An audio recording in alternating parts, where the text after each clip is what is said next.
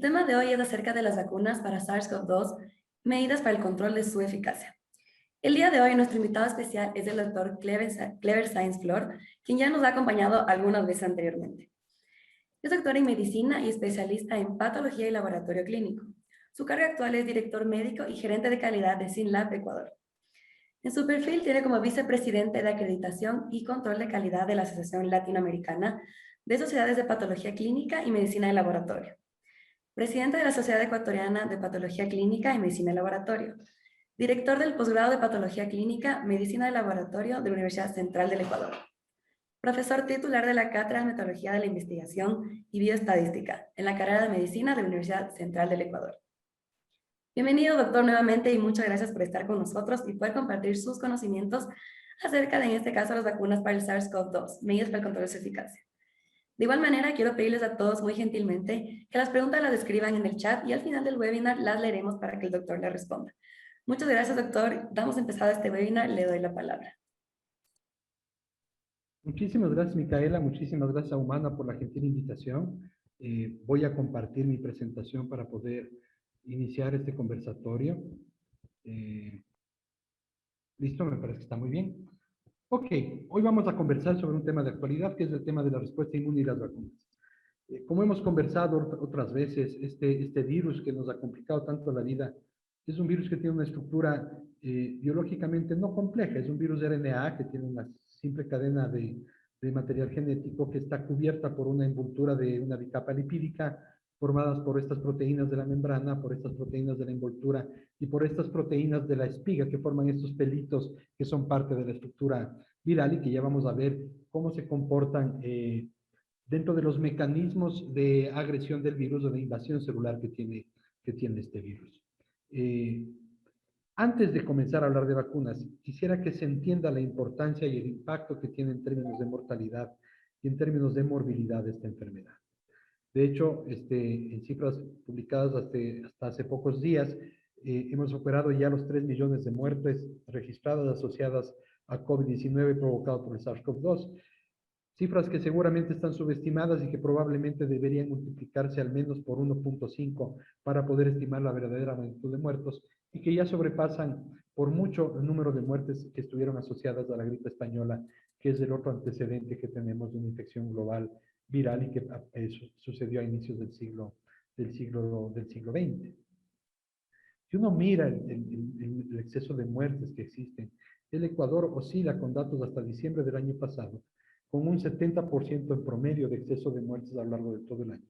Y ese comportamiento, lastimosamente, no ha variado. Y de hecho, cuando uno mira el comportamiento de la epidemiología registrada, como el número de casos que tenemos detectados por semanas epidemiológicas en el país, que es la gráfica que vemos acá arriba, nosotros podemos ver cómo el comportamiento en estas semanas, que este comportamiento es el que corresponde al que sucedió en la época del pico que tuvimos en la región sierra el año pasado. Hoy, en este momento del año, forma una meseta que se mantiene estable, y que incluso supera el número de casos registrados al número de casos registrados en el periodo del año pasado. Eso evidencia la necesidad de haber tomado medidas como las que se han tomado y habla también de la severidad de lo que está sucediendo. En realidad, estos picos de este comportamiento que se evidencia en Pichincha, particularmente en Guayas y en Manabí, donde el número de casos incrementan y se sostienen durante este primer trimestre del año, están potencialmente vinculados a la circulación de las nuevas cepas que han sido descritas en Reino Unido y en Brasil, y que seguramente están circulando ya en el país desde hace algunas semanas, con el impacto que ya todos conocemos sobre la morbilidad y sobre la mortalidad, porque las variantes de Reino Unido y la variante brasileña detectada, que es la variante P1, son variantes mucho más agresivas, infectan a personas más jóvenes, provocan mayor porcentaje de enfermedad severa. El COVID tradicional provocaba alrededor de 5 casos, del 5% de severidad de enfermedad severa que requería hospitalización. Este está alrededor del 10% y por eso explica el número de muertes y también la saturación de los sistemas sanitarios. Cuando uno quiere entender cómo es que este virus hace para agredir la economía, uno tiene que acordarse de un concepto bien simple en la inmunología y lo voy a hacer lo más simple posible, porque sé que nos acompañan personas que no necesariamente están vinculadas a la práctica médica, sino que son personas que están interesadas en conocer este tema. La forma en la que este virus engancha a la célula huésped humana es a través de estas proteínas que se encuentran en esto que se llama el spike o la espiga del virus, en esta parte de la corona, en esta puntita, que funciona como una suerte de llave y cerradura. Este spike se une a unos receptores específicos que están en las membranas celulares de algunos lugares de la economía, especialmente el sistema respiratorio, los alveolos pulmonares, por ejemplo, la región broncoalveolar, y también en otros lugares como en vainas nerviosas, en endocardio y en otros lugares de la economía, en intestino delgado, lo que explica algunos síntomas incluso intestinales que provoca este virus. Esta espiga se une en una suerte de llave y cerradura con este receptor de la enzima convertasa de angiotensina 2 a través de un mecanismo muy simple. Bueno, no tan simple, un poco, molecularmente un poco complejo. Esta proteína está formada por un segmento de base, que es un S2, que es como un ancla en la que se fija a la membrana exterior del virus, se ancla esta espiga, y que tiene otro segmento externo, que es el segmento S1. Este segmento S1, que es una proteína trimérica, o sea, tiene 3 segmentos, tiene una estructura muy particular, que es esta puntita que ustedes ven aquí, que se llama RBD. El nombre es Receptor Binding Domain, y este dominio de receptor de enlace tiene 2 formas moleculares. Una forma en la que está paradito, y en esa forma en la que está paradito es la forma en la que logra vincularse al receptor de enzima convertasa de angiotensina y activa en una suerte de llave y cerradura la apertura celular para entrar, introducir el RNA y poder generar la infección de la célula. Pero tiene otro mecanismo, otra forma, este mismo RBD, de recostarse y protegerse dentro de la estructura del S1, y ese es un mecanismo de evasión inmunológica. Evade de esa manera cualquier agresión inmunológica. De tal manera que este virus es inteligente y tiene algunas cualidades para poder mejorar sus sistemas de infectividad y de eficacia para atacar a la economía humana. Así funciona cómo agrede el virus. Miren, aquí está el SARS-CoV-2 y esta es la superficie de la célula, se engancha, cambia la estructura molecular y abre un canal uniendo la membrana celular con la membrana de cobertura del virus, y entonces introduce el material genético luego de la fusión de la envoltura con la membrana celular. Una vez introducido el material genético, va al retículo endoplásmico, donde están los ribosomas, y comienza a generar las instrucciones para ensamblar más virus. Estos virus ensamblados son expulsados fuera de la célula y van a seguir generando un incremento del daño celular y obviamente del proceso infeccioso e inflamatorio, que es secundario a un mecanismo de defensa natural. Esta célula que está aquí es una célula especial de la economía humana y de la inmunidad, que es un macrófago tisular, que tiene una función bien importante en la inmunología. Y yo les digo a mis alumnos que es la célula más aristocrática de la economía inmunológica, porque es la célula presentadora de antígenos. Es decir, esta célula, que es un macrófago, se sirve un coronavirus, lo desmenuza y presenta en su superficie aquellos segmentos que son reconocibles por el sistema inmunológico.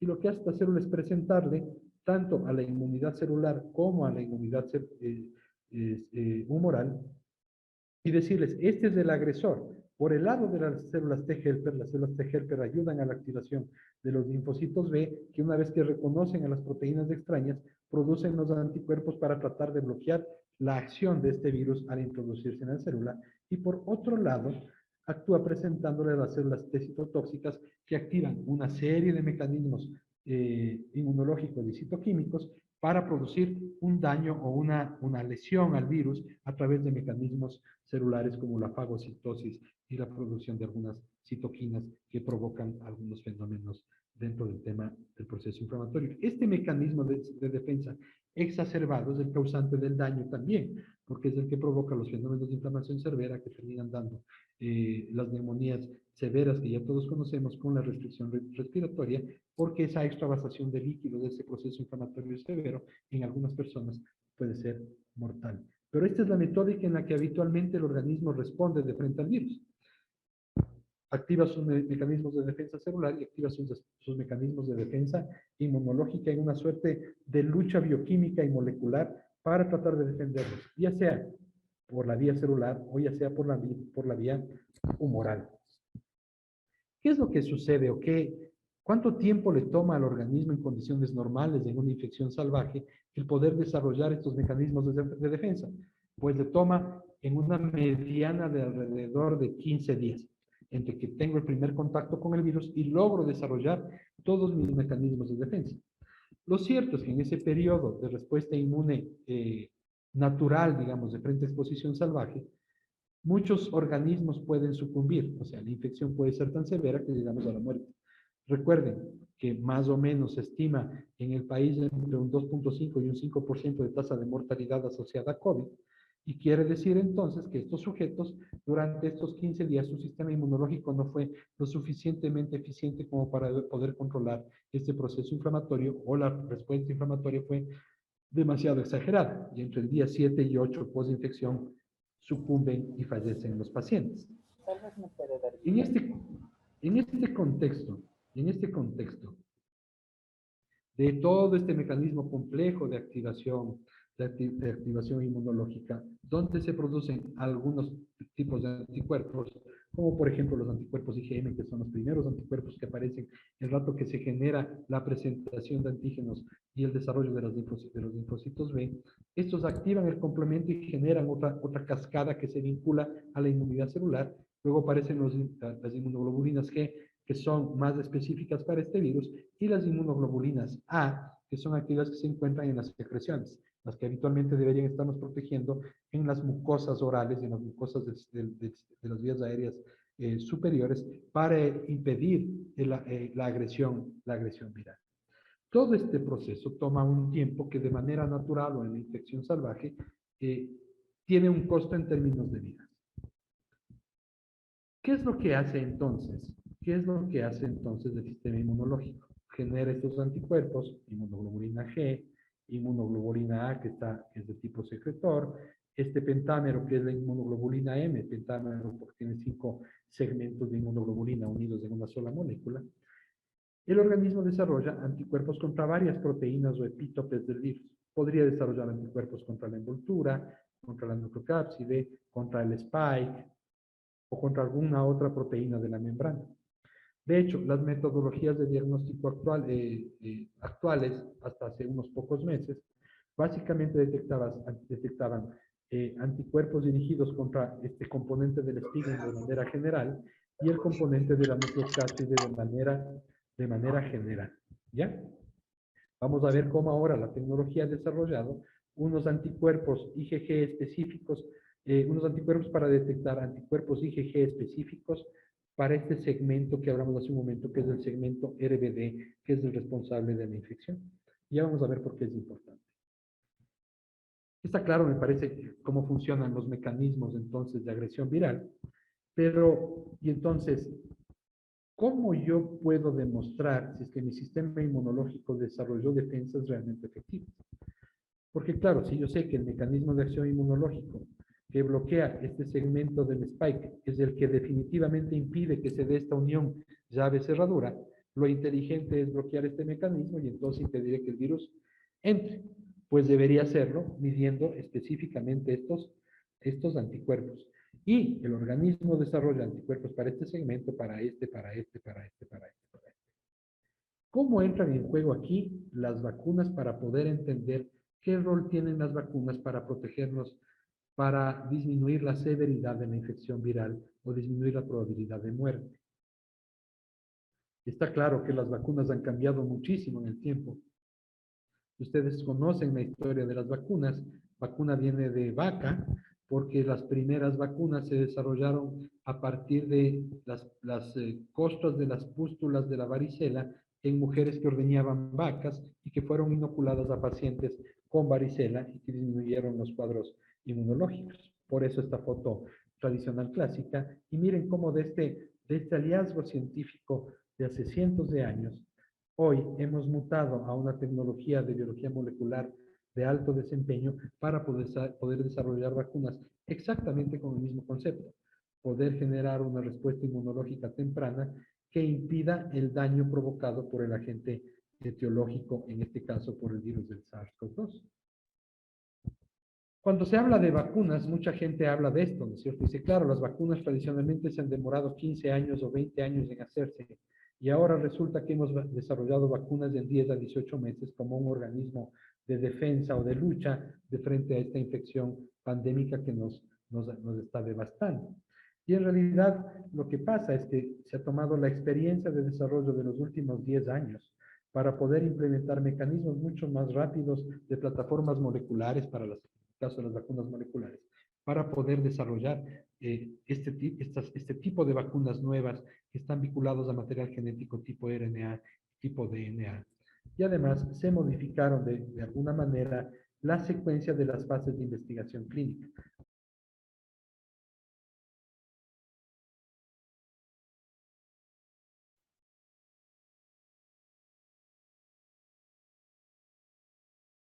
¿Me estás mandando en silencio? Ya, ok.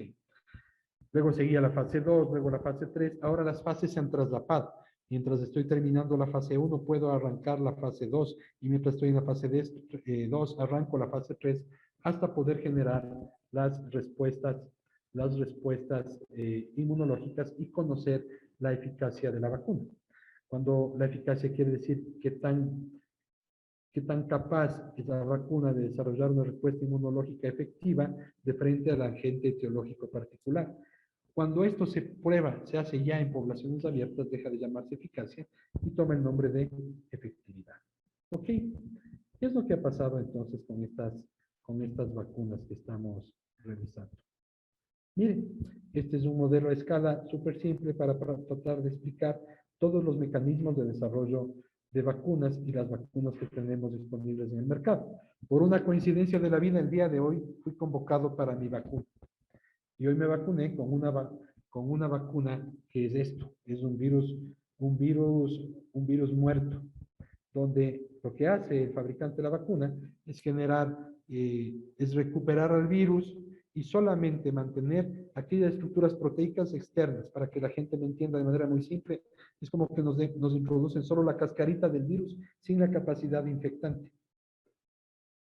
¿Para qué me introducen solo la cascarita? Porque en la cascarita, en los spikes y en la membrana, están esos antígenos con los que yo puedo reconocer al agresor.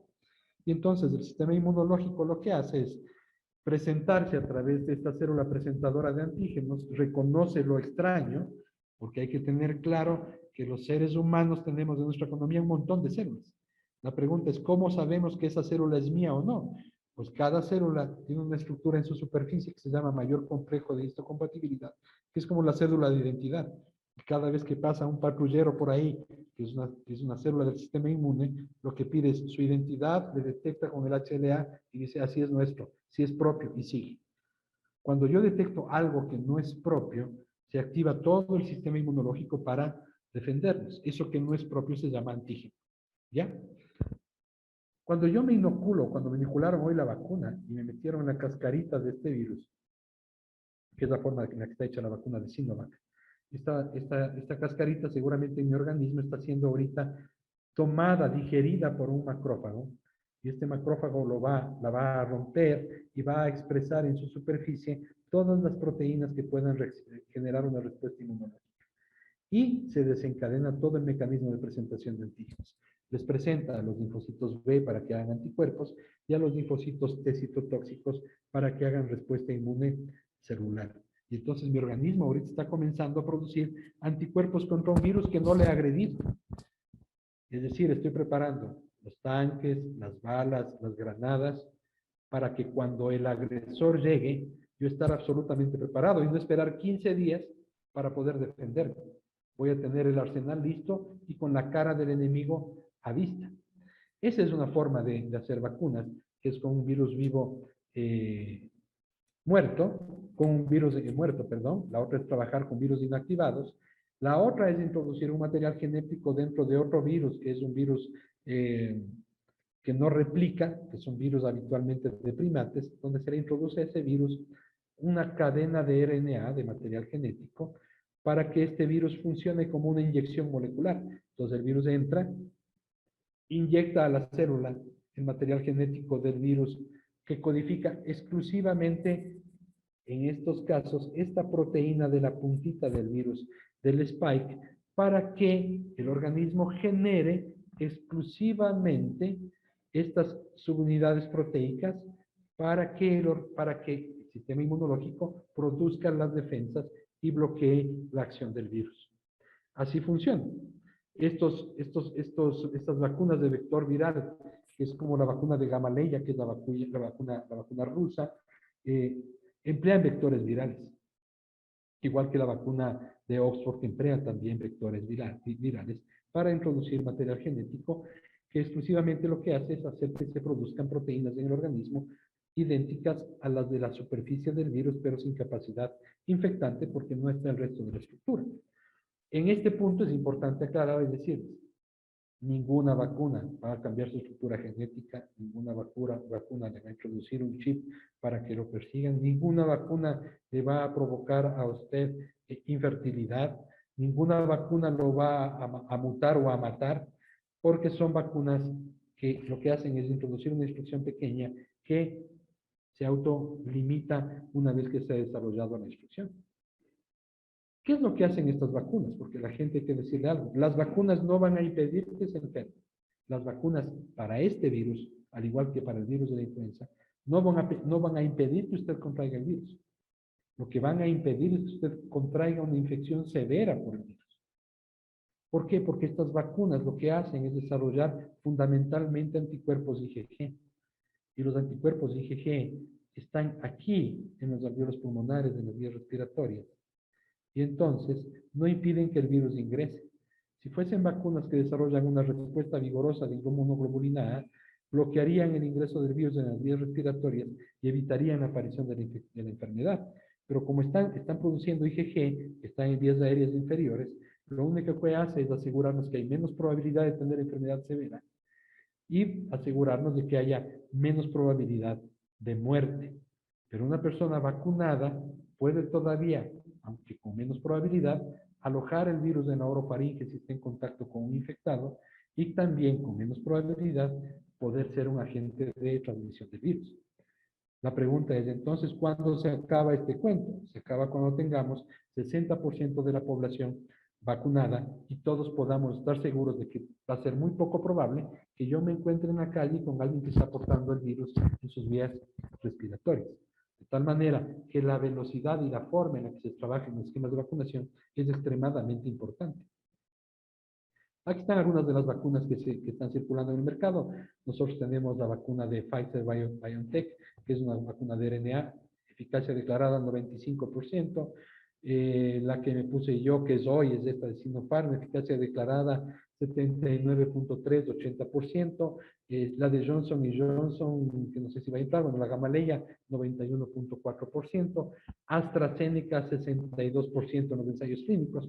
Pero, ¿qué significa esto de la eficacia? La eficacia quiere decir, ¿qué tan capaz es la vacuna de evidenciar el desarrollo de respuesta inmune? Entonces, uno debe preguntarse, ¿todas las personas que se vacunan desarrollan respuesta inmunológica humoral, o sea, producen anticuerpos? La respuesta es no. No todos. Siempre hay una tasa de no respuesta inmunológica. Si Pfizer-BioNTech dice la eficacia es del 96%, quiere decir que 4 de 100 no van a hacer respuesta inmunológica en las poblaciones donde ellos estudiaron. Si yo uso Sinopharm, 79.34% en esos ensayos clínicos iniciales, quiere decir que el 20% no van a hacer respuesta inmunológica. Y así.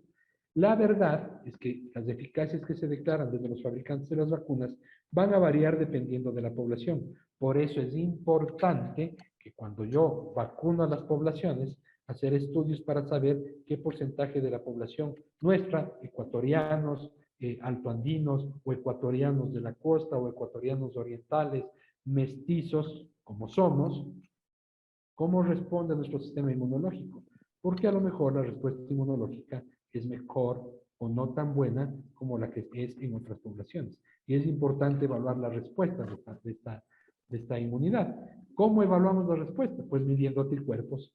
Pero no cualquier anticuerpo. No podemos medir cualquier anticuerpo. Hay que medir el anticuerpo específico contra este segmento del virus que sabemos que es el que agrede y son los anticuerpos anti-spike, que aparecen habitualmente entre 14 y 21 días luego de la vacunación a segunda dosis. Ojo, la primera dosis de vacuna no genera una respuesta inmunológica vigorosa. En la mayoría de ensayos clínicos, entre el 30 y el 50% de eficacia a una dosis, y a dos dosis sube al 90%, más o menos casi en todas las vacunas en los nuevos ensayos publicados. ¿Qué más hay que decir de las vacunas? Pues las vacunas tienen muy pocos riesgos.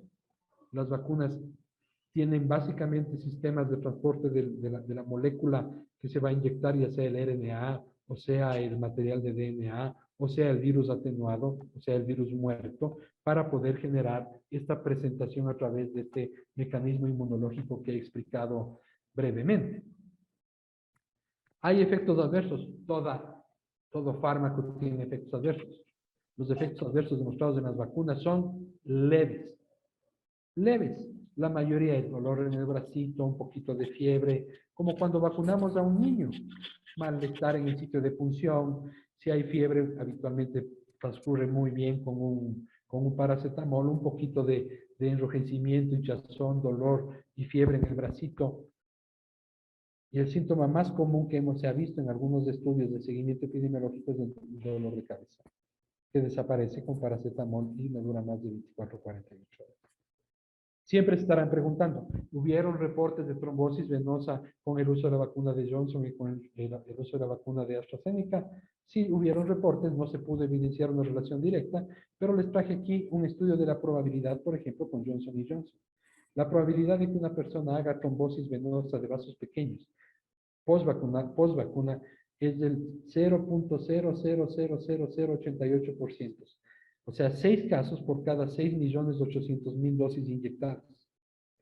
Si aquí hay alguna persona que me escucha que consume anticonceptivos orales, su probabilidad de hacer trombosis es entre el 0.3 y el 1%. O sea, 1 de cada 100 o 3 de cada 1.000. Si hay alguien, si todos somos de la población general, normales, como yo, mi probabilidad de hacer trombosis es del 0.1%, 1 en 1.000.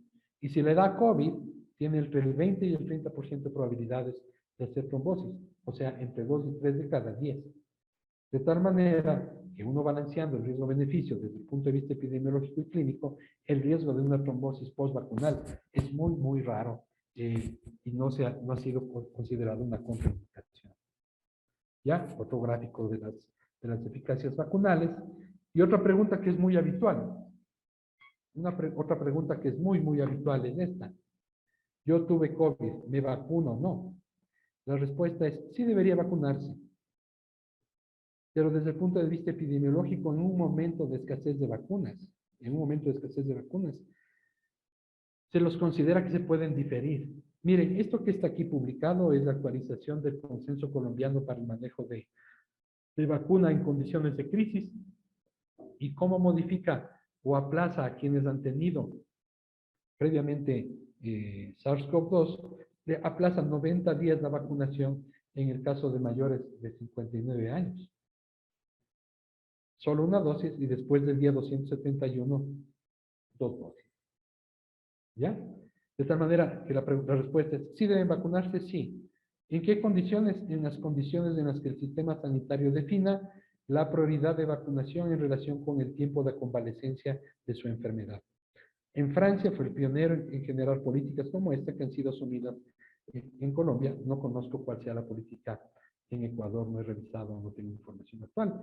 Y esta es una publicación bien reciente, calientita, miren, se publicó el 21 de abril, o sea, hace 3 días, sobre los hallazgos que se han encontrado en mujeres que fueron vacunadas estando embarazadas. ¿Ya? Como muchas mujeres se vacunaron, probablemente no sabían que estaban embarazadas, hizo el seguimiento desde el CDC de Atlanta a través del sistema de vacuna segura y se encontró que no existen incidencias o mayores efectos adversos que los de la población general, de tal manera que es probable que en algún momento no muy lejano pueda ya autorizarse la vacunación a este tipo de población, Y esa es una buena noticia. ¿Qué pasa en el mundo con las vacunas? Pues esta es la triste realidad. En el mundo, hasta el 21 de abril, en base a la información de Vaccination COVID-19, que está disponible en Internet y que recoge información oficial y de algunas fuentes, en el mundo está vacunadas apenas con 2 dosis o totalmente vacunados el 2.8% de la población y con una dosis el 6.7%. De tal manera que como humanidad vamos muy lento. En el país,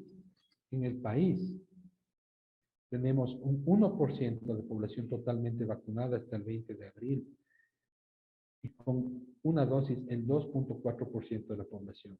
Es decir, 601,000 dosis aplicadas en el país cuando requerimos alrededor de 10 millones de dosis de vacuna. ¿Cuál es el mejor programa de vacunación? Aquel programa de vacunación que es rápido, que es agresivo, para evitar que el virus siga circulando y siga ejerciendo presión que provoque la presencia de variantes. De tal manera que es muy complicado, mientras más lentos sean los programas de vacunación, más riesgo existe de que sigan apareciendo variantes por presión biológica. Hay países como Reino Unido, que les muestro aquí, que tomaron una estrategia de vacunación totalmente diferente. Decidieron vacunar con una sola dosis a un gran porcentaje de la población. Aunque sabían que tenían menos del 50% de eficacia, eso ya es bueno para disminuir la transmisión del virus. Y por ende, bajar la carga epidemiológica de transmisibilidad, disminuir la morbilidad, bajar la presión del sistema sanitario y luego ir vacunando con las segundas dosis. De tal manera que hay un montón de cosas pendientes por hacer. El mensaje es: ¿cuál es la mejor vacuna? La mejor vacuna es la que esté disponible. La que esté disponible. Porque resulta que ahora las personas en este entorno tan complejo dicen: no, yo no quiero la vacuna B, a mí me encanta la vacuna A, si no me vacuna con la A, yo no quiero. Otros dicen: no, yo no quiero la A, yo quiero la C, si no me vacuna con esa, no se puede. Desde un punto de vista de salud pública, desde un punto de vista de prevención, en este momento, todas las vacunas son buenas. La mejor vacuna es la vacuna que esté disponible, que esté a su alcance y que permita ser entregada de manera justa y distributiva a toda la población, especialmente a la población más vulnerable. Si usted recibió la vacuna y quiere saber si es que esa vacuna genera una respuesta inmunológica, hay que hacer una evaluación de una prueba de laboratorio que se llaman anticuerpos anti-spike, que permiten evaluar a partir de la tercera o cuarta semana, luego de la segunda dosis, la eficacia de la respuesta vacunal. Mientras eso no suceda, nos vamos a quedar y vamos a seguir diciendo esto. Parece que el COVID llegó para quedarse entre nosotros, parece que el COVID va a seguir circulando mientras no logremos tener un sistema de vacunación eficiente y rápido. Entre tanto, mientras no se complete usted los esquemas de vacunación, mientras no logremos tener sistemas de vacunación rápidos y eficientes y no tengamos el 60% de la población cubierta, siga haciendo lo de siempre. Lávese las manos, mantenga distanciamiento social, use mascarilla y evite las aglomeraciones. Aunque esté vacunado, porque recuerde que estando vacunado podría también transportar el virus, aunque con menos probabilidad, y podría transmitir también la infección aunque usted no tenga síntomas. De tal manera que mientras no logremos una protección amplia poblacional, hay que seguir con estas medidas de cuidado. La respuesta está en nuestro sistema inmune. Claro, muchísimas gracias. Y muchas gracias, doctor, por esta valiosa información. Es un tema que en el momento todos tenemos muchas dudas, hay rumores de qué se tiene que hacer, qué no se tiene que hacer. Espero que les haya solventado las dudas a todos que están aquí presentes y puedan realmente crear una cadena y repartir este tipo de información. Algo que sí dijo que me llamó mucho la atención es la lentitud a la que estamos yendo con las vacunas. Algo que sí yo he pensado y me preocupa es, por ejemplo, dicen, no sé, tal vez usted me puede aclarar, no sé si sabe esta información, que la vacuna dura alrededor de 6 meses. O sea, cuando ya te vacunas te dura 6 meses. Entonces, si vamos a esta lentitud de vacunarnos, ¿qué tal si ahorita les vacunan a los mayores de edad y a los 6 meses recién a los más jóvenes, digamos, pero ya no están vacunados de la tercera edad? A ver, en realidad lo que sabemos hasta ahora es que la respuesta inmunológica humoral, o sea, la que produce anticuerpos, circulando duran entre 6 y 8 meses, ¿ya? Pero hay que acordarse que cada vez que el sistema inmunológico presenta a un agresor, el organismo genera la respuesta inmunológica, produce los anticuerpos, pero además genera unas células de memoria que se llaman linfocitos B de memoria, que están metidos en los ganglios y están esperando. Lo que no sabemos, porque evidentemente la infección es, el virus es demasiado nuevo, es casi un lienzo en blanco y estamos dibujando todo desde cero. Lo que no sabemos es qué tan buena es esta memoria inmunológica para estos linfocitos B que están guardados ahí y ante nueva agresión pueden activarse de nuevo y producir defensa. Y tampoco sabemos qué tan buena es la defensa inmune celular de memoria. Al parecer, según algunos estudios, de hecho un estudio publicado en Ecuador, se evaluó la respuesta inmune celular en sujetos que no estaban infectados por SARS-CoV-2 y se encontró que el 40% de ellos tenían ya una defensa inmune celular para este virus, probablemente por alguna reacción cruzada con otros coronavirus que provocan infecciones respiratorias. Creemos, en base a la experiencia previa de la humanidad en SARS-CoV-1 y en virus MERS, que la respuesta de memoria celular es buena y a largo plazo. Pero yo creo todavía que hay muchas cosas por aprender porque este virus cambia mucho y seguirá cambiando mientras no seamos eficientes en los programas de control, de mitigación a través de vacunas y a través del uso de medidas de higiene como las que ustedes ya conocen. Claro, por eso creo que lo más importante es lo que dijo, la mejor vacuna es la que hay. Y así también acelerar el proceso, porque mucha gente sí ha escuchado que dice, no, yo quiero esperar la Pfizer, a la Moderna, pero a la final es lo que hay y algo de eficacia va a tener en nosotros. Entonces, sí, muchas gracias por esta información. Y bueno, ahorita vamos a pasar a un minuto a ver un video y esperar a que pongan todas sus preguntas en el chat para poderlas responder. Alegres, amistosos, expresivos, tiernos, madrugadores, delicados, curiosos, puros, creativos, mimables, compañeros, humanos. La medicina debe ser más humana. Un plan médico familiar a tu medida.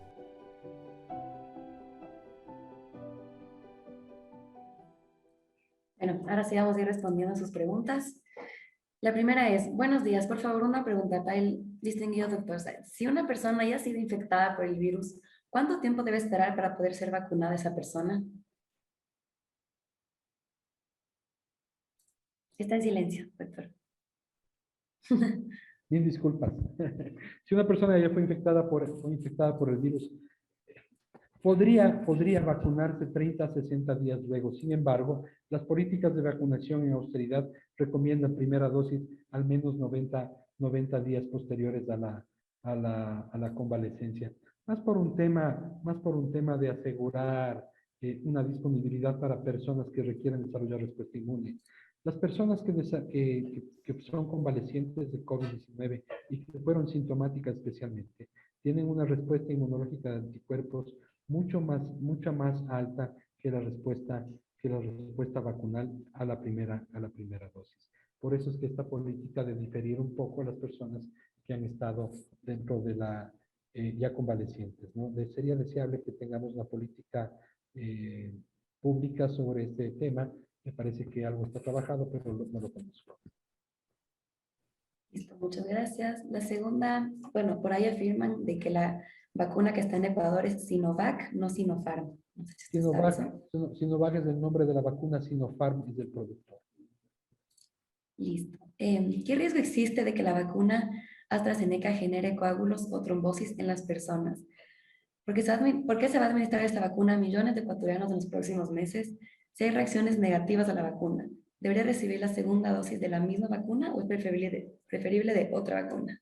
Es ideal recibir de la misma vacuna porque entonces la memoria inmunológica está dada exactamente para el mismo juego de antígenos, digamos, ¿ya?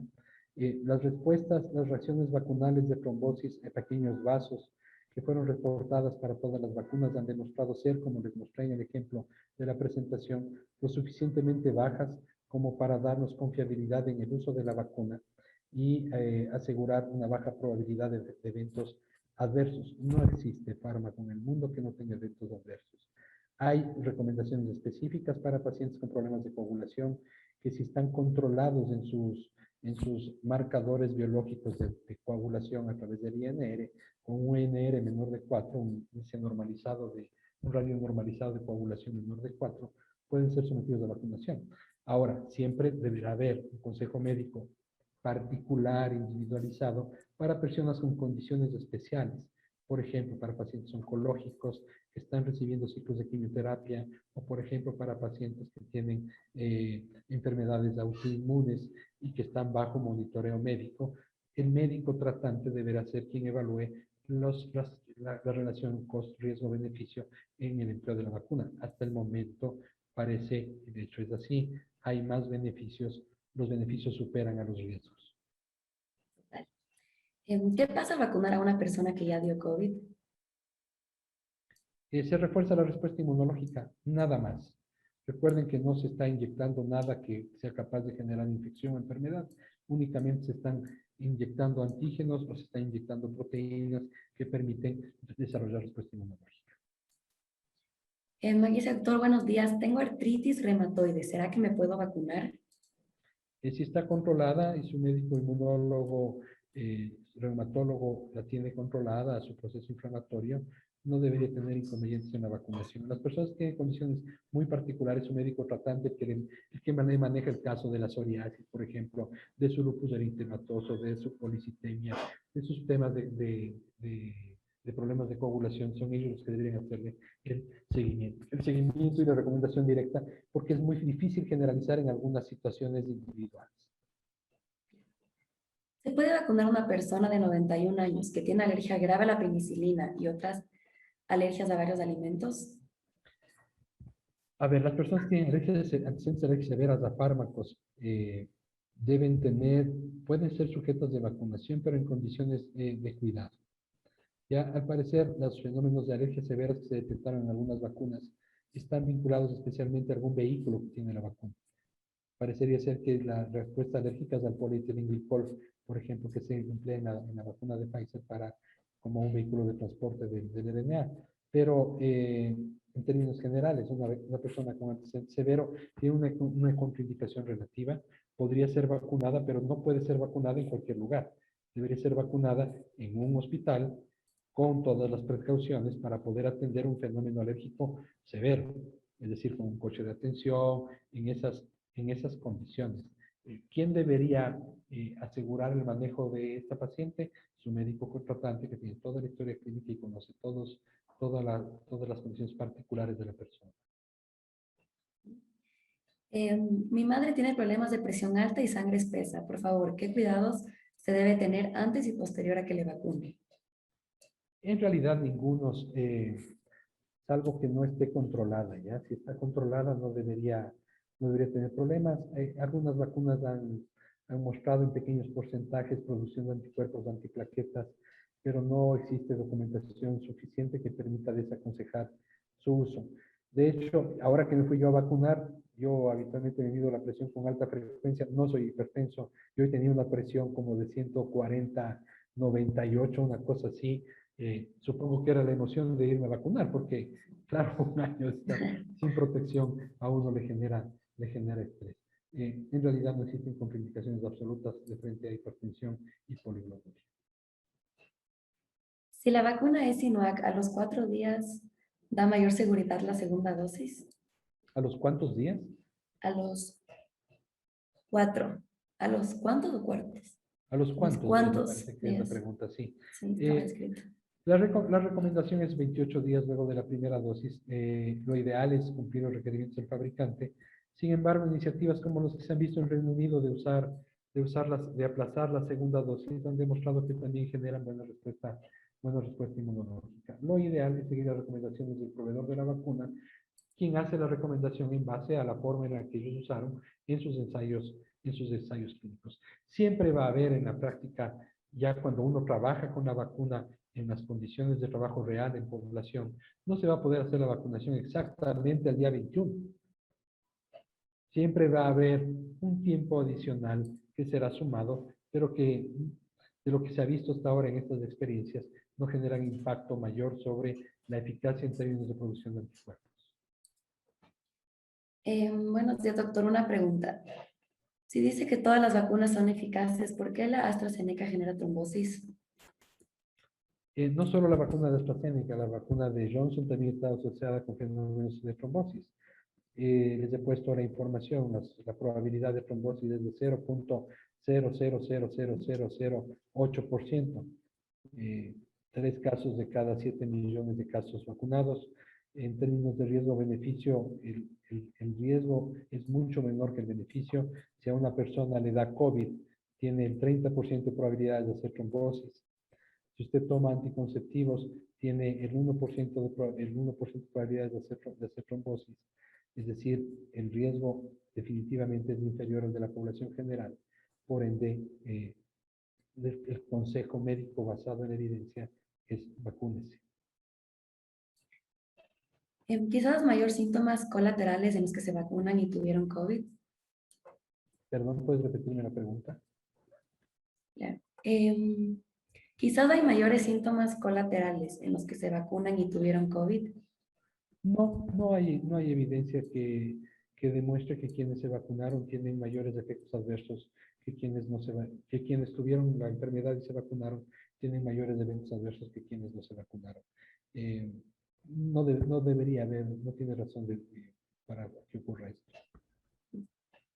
Si a una persona que a pesar de tener la vacuna le da COVID, ¿qué porcentaje y cuáles serán los síntomas? ¿Qué riesgo corre? A ver, riesgo con la vacuna ninguno. Los síntomas van a ser los mismos. En realidad, sí pasa. O sea, hemos tenido casos cercanos de amigos o de mamás de amigos que acudieron a vacunarse y a las 24 horas tuvieron COVID. Pero ojo, no quiere decir que la vacuna le dio el COVID. Lo que quiere decir es que probablemente el momento que se fue a vacunar estaba ya con el virus de la garganta. Acuérdense que el periodo de incubación del virus es de 5 días, la mediana es de alrededor de 5 días, de tal forma que en los 5 días previos a lo mejor se contaminó y desarrolló los síntomas luego. La ventaja que tiene es que como está vacunada, su organismo comienza a desarrollar una respuesta inmune un poquito más rápido que un paciente que se infecta de manera salvaje. Pero sí hay casos como este, ¿no? Sí se ve, pero lo que hay que aclarar a las personas es que no es la vacuna la que provoca la enfermedad, es un fenómeno de coincidencia. Imagínense si tuviéramos que pedir a todo el mundo que se va a vacunar que se haga una PCR antes para decirle si se vacuna o no. Tendría un costo altísimo y sería una locura. De tal manera que estos casos pues se pueden dar. Y eso que por cierto ya han bajado las PCRs, el precio. Sí. A ver, yo soy alérgica al dextrometorfano y dextropropoxífeno. ¿Todas las vacunas son contraindicadas en mi caso? No tengo yo documentación exacta sobre estos dos fármacos en particular. No existe, lo que existe es una mayor relación de efectos adversos en pacientes con antecedentes de alergias severas, especialmente a fármacos.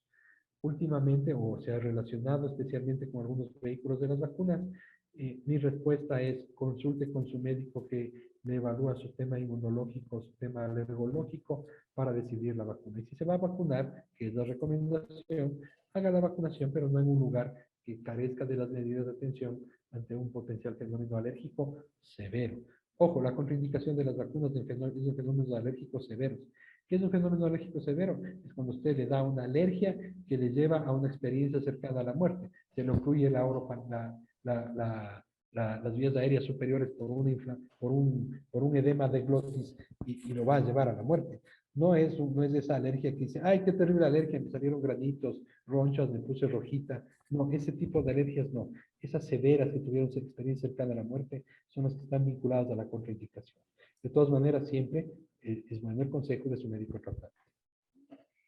¿Qué tipo de alergias alimentarias o medicamentos están contraindicadas? Creo que yo lo respondí, las alergias severas, especialmente a fármacos. Después de la vacuna Sinovac, ¿puede hacer normalmente las actividades o reposar? Sí, yo estoy dando un webinar ahorita luego de la vacuna. No hay ningún problema, usted puede llevar su vida normal. Lo que puede hacer es en el sitio de punción, que es lo que yo voy a hacer ahorita terminando el webinar, ponerme unos pañitos o un hielito en la zona de la punción y nada más, y voy a seguir trabajando de tal manera que no hay nada, hay una probabilidad de que le pueda dar un poco de fiebre, de que le pueda dar un poco de cefalea que está vinculado a la fiebre. Si a mí me va a pasar esto, yo me voy a pegar mi gramo de paracetamol porque soy adulto y seguramente con eso llevaré bien mi post-vacuna. ¿Qué se sabe de las vacunas contra las nuevas variantes de COVID? A ver, esa es una muy buena pregunta. Hay algunas evidencias de que algunas nuevas variantes, especialmente la sudafricana y otras, están desarrollando mecanismos de evasión inmunológica. El primer mecanismo de evasión inmunológica fue el que les mostré cuando mostrábamos el pelito del COVID, este spike, que tiene esta molécula del RBD, que es la que agrede. Cuando está acostadita, está en mecanismo de evasión. Es como que si ahí viene el anticuerpo, me escondo. No quiero que me vean, evito que me identifiquen. Pero también se han identificado mecanismos de evasión relacionados ya con inmunidad celular. Hay unos reportes preliminares que se publicaron hace, no creo que más de una semana. De todas maneras, no es concluyente. Esto puede suceder y es que está vinculado a la presión biológica del virus. El virus está circulando. Y mientras más nos contaminemos entre nosotros, es más probable que un SARS se contamine con el virus de Reino Unido, más la cepa brasileña, y que de repente tenga por ahí una cepa sudafricana, y tenga yo 3 cepas compitiendo en mi economía por invadirme, y entonces, ante esa presión biológica, una de ellas va a desarrollar una mutación para ser más eficiente y ganar la batalla. Esa mutación de alguna manera podría llegar en algún momento a afectar la eficacia vacunal o a afectar incluso las pruebas diagnósticas. Las nuevas pruebas diagnósticas que estamos usando ya permiten identificar o no han tenido problemas porque tienen algunas variantes de frente a las nuevas cepas. Pero mientras más nos demoremos como humanidad, más variantes van a aparecer. Nosotros como país deberíamos tener un sistema de vigilancia de circulación de virus mucho más eficiente. En el primer mundo, cada 10 casos positivos, uno se secuencia para saber qué virus está circulando. Lo que tenemos aquí son esfuerzos como aislados, ¿no es cierto? Yo agarro 20 casitos, 10 casitos por acá, secuencio y digo, ya ha estado aquí la brasileña, pero seguramente estuvo aquí ya mucho tiempo atrás, porque no sabemos cómo circula.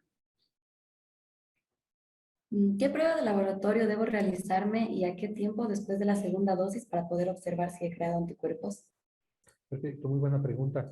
De 3 a 4 semanas luego de su última dosis puede hacerse esta prueba que se llama anticuerpos anti-spike o anticuerpos neutralizantes para coronavirus. Anticuerpos anti-spike o anti-espiga, que son los que funcionan. Son exactamente los anticuerpos que se usaron para evaluar la eficacia de las vacunas de los ensayos clínicos. Lo que pasa es que ya están disponibles para que se los pueda hacer a la población general. Si tengo principio de hipertensión, ¿qué vacuna debo ponerme? Ya que como se lee, ninguna es buena. Ni la AstraZeneca, ni la Pfizer, ni la Sinovac. Opino lo contrario. Todas son buenas. La eficacia vacunal por sobre el 80% es buena. La probabilidad de efectos adversos es muy, muy, muy baja.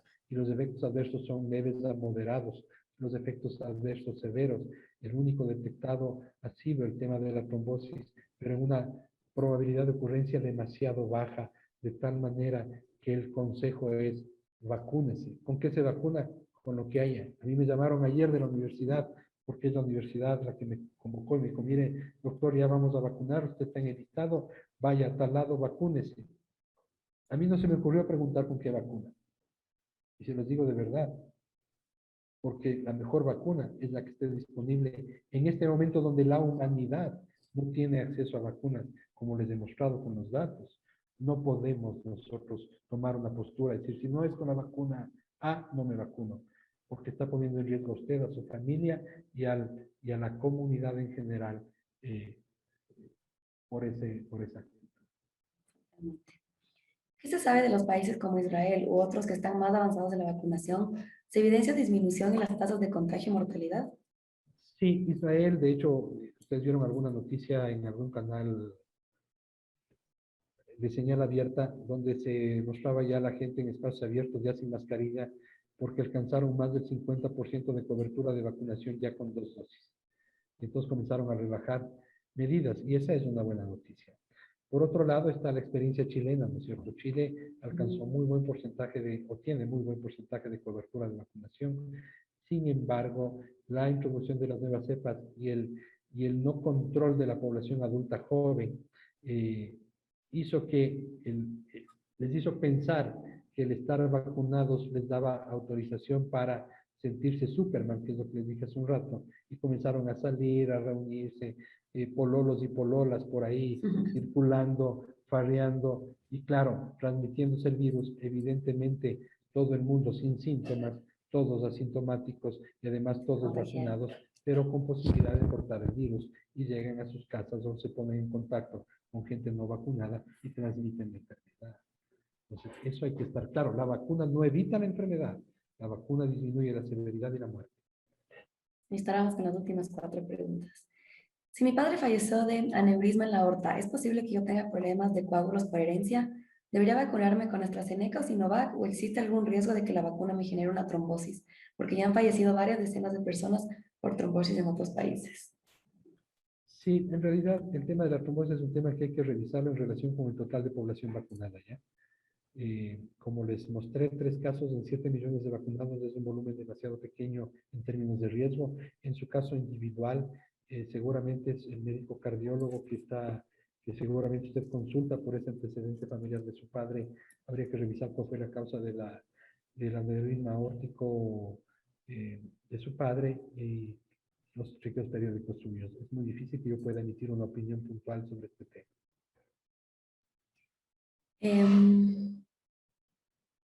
Yo tuve hace 2 años un derrame subaracnoideo. Eso. ¿Puedo ponerme la vacuna? Tengo 54 años. Pues sí, sí, el derrame subaracnoideo se solucionó y está clara cuál fue la causa primaria que provocó el derrame. Si fue hipertensión o cuál fue el fenómeno que provocó, fue traumático, no sabemos. Si la causa primaria está controlada, podría vacunarse, pero siempre aconsejo, en casos particulares, tan particulares como este, su médico tratante debería generar el consejo directo, de tal manera que quizás mi opinión resulte despreciable de frente a la información que su médico tratante pueda tener. Antes de vacunarse, un familiar tomó la pastilla de la presión. ¿Puede afectar en algo? No, no, de hecho, al vacunarse usted no debería suspender ningún medicamento. Si usted es un paciente hipotiroideo que toma levotirosina, pues levántese y tómese su levotirosina como siempre. Si es hipertenso, mándese su antihipertensivo. Si tiene dislipidemia, mándese sus fármacos específicos contra esto. Si es diabético, mantenga sus dosis de insulina, mantenga sus dosis de hipoglicemiantes orales. O sea, no modifique nada. Usted va a su vacuna sin modificar ninguna de sus conductas habituales terapéuticas, ¿ya? Lo único que sí hay que tener cuidado es, si usted se vacunó contra la influenza, debería esperar al menos un mes, yo diría un poco más, para poder acompañarse de la vacuna, porque ahí sí hay un riesgo de que se potencien los efectos adversos. Entonces, si se va a vacunar de COVID, es mejor que difiera la vacuna de la influenza hasta el año que viene, ¿no? Además, me parece que en el país ahorita no hay un stock de vacunas para influenza circulando, pero esa es una recomendación que yo creo que es importante. Listo, y la última pregunta. Si alguien tuvo COVID hace 6 meses y tiene asma, ¿puede vacunarse? ¿Y en qué tiempo y tipo de vacuna? Bueno, en realidad sí puede vacunarse. ¿Y con qué vacuna? Con la que haya.